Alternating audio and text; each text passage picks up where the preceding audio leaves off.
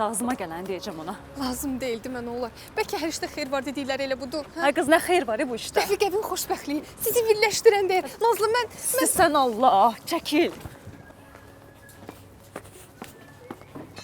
Mənə bax. Oo, xoş gəlmisiniz. Öz bankalarını gördün, görünüşünü tamam dəyişmişəm, tanımadın hə? Mən adam tanımıram, mən məhsulları hardan tanıyacam? Deyirəm, sən yorulmursan hər gün belə əsəbi gərgin olmaqdan. Biraz rahat ol da.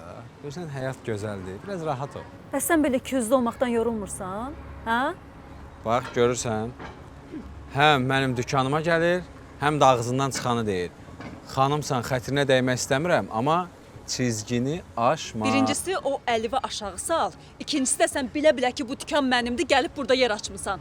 Mənim başımı alladıb, məndən müqavilə bağlamısan. Mən hardan bilim, bu dükan sənindir? Mən də elə bilirəm ki, sən məhsul verirsən. Yoxsa niyə elə bir şey eləyim ki? görsən bilmirdi. Bilsəydi eləməzdi. Bilmirdin, hə? İndi bildin. Müqavilə zad yoxdur. Eşitdin, pozuruq müqaviləni. Mən bundan sonra özümə rəqib ola bilmərəm. Nəyə pozuruq?